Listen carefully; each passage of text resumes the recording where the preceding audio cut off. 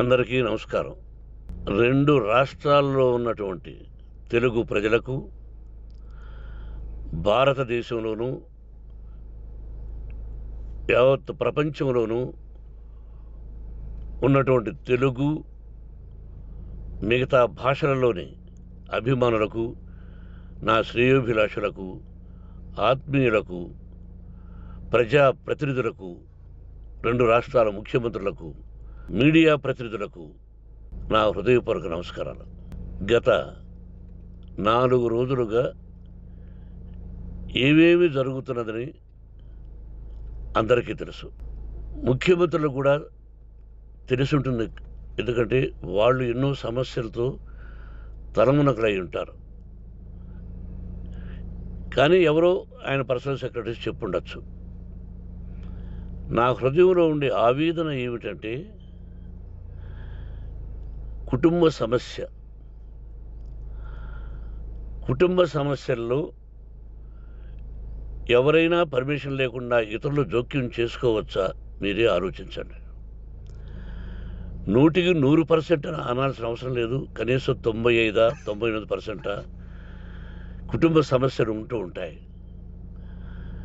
అంటే మేమంతా నటులం కాబట్టి మా విషయాలు, పాపులర్గా ఉన్నటువంటి రాజకీయ నాయకుల విషయాలు, కొంతమంది ఉన్నవి లేనివి, లేనివి ఉన్నవి చెబుతూ ఉంటారు.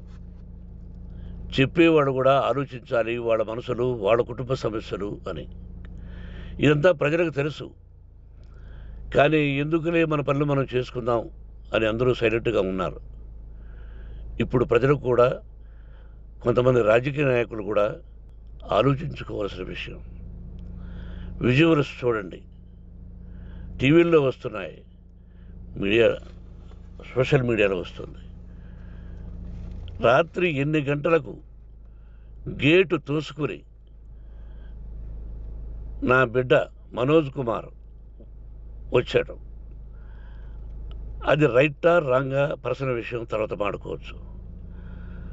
పత్రికాధిపతులు, అది పత్రికా సోదరులు 4 రోజుల నుంచి నా ఇంటి ముందు మనుషులను పెట్టుకుని, వ్యాన్లు పెట్టుకుని అలా ఉండడం ఎంతవరకు న్యాయం?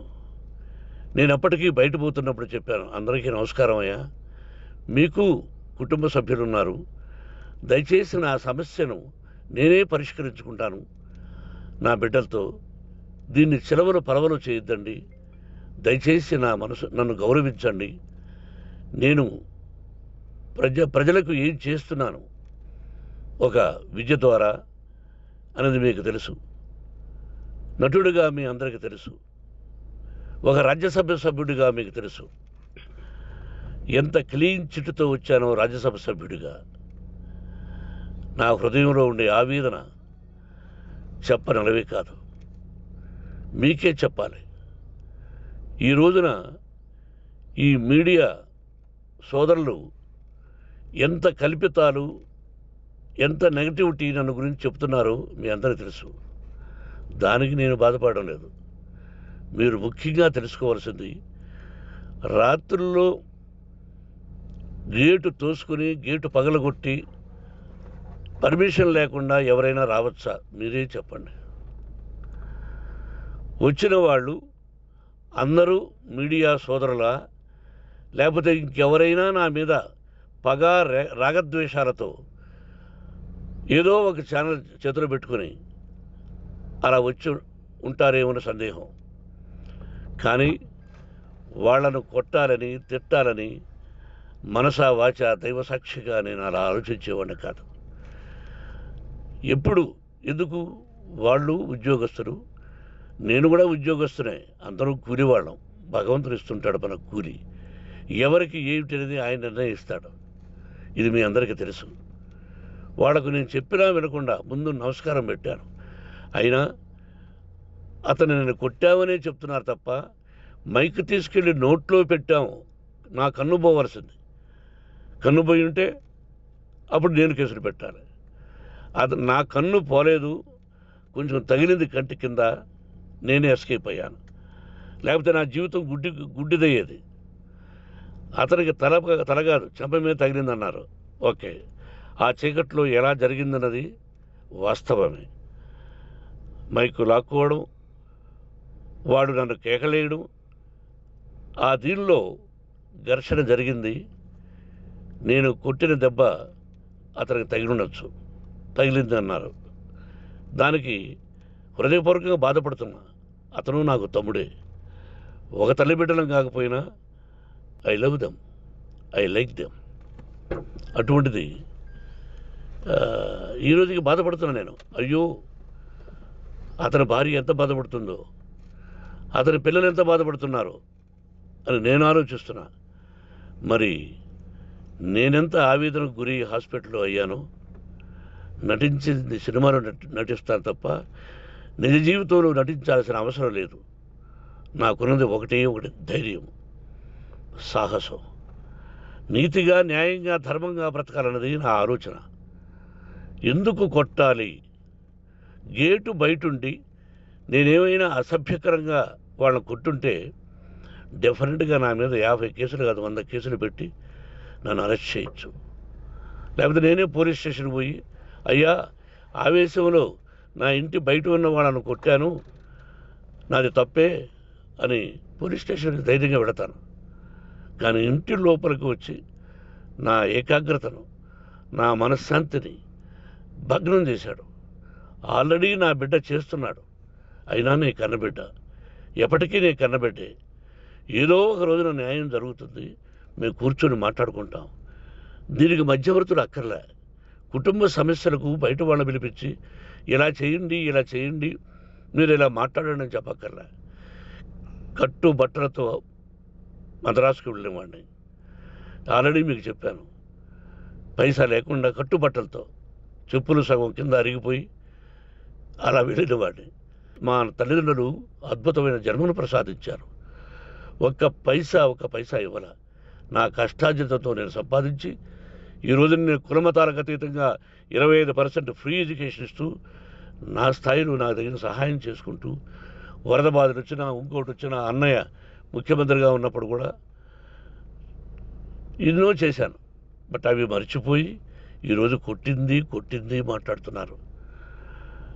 ప్రజాప్రతినిధులారా, నా అభిమానులారా, తెలుగు ప్రజలారా, తమిళ, మలయాళం, కన్నడ అభిమానులారా, ఆలోచించండి. నేను చేసినది తప్పు, కొట్టినది తప్పు. ఏ సందర్భంలో కొట్టాల్సి వచ్చింది? మీ ఇంటికి దూరితే ఒప్పుకుంటారా?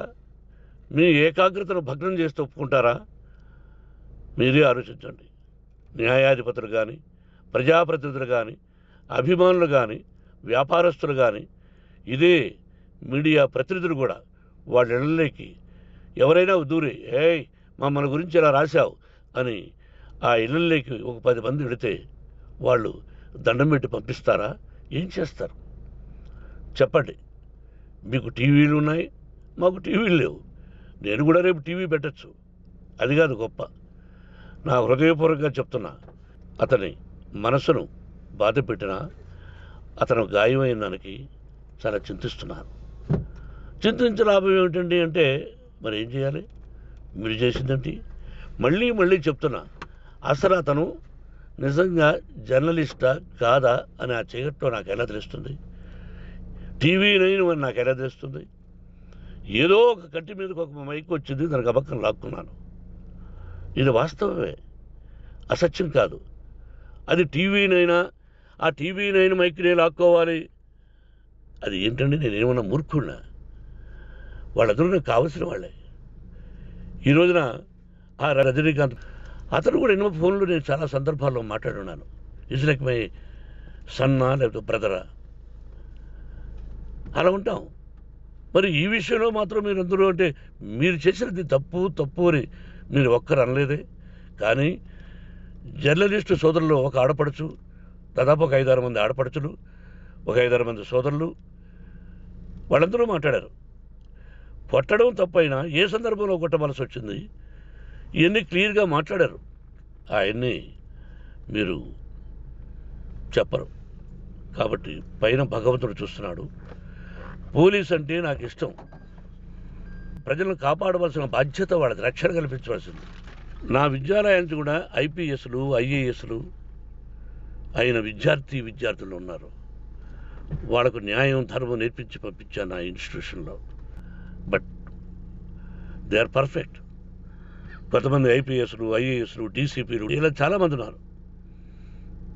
బట్ ఎక్కడెక్కడో పనిచేస్తున్నారు. వాడు నా బిడ్డలు. మరి వాళ్ళు కూడా పోలీసు ఉద్యోగస్తులే కదా, న్యాయంగా ఉన్నారు కదా.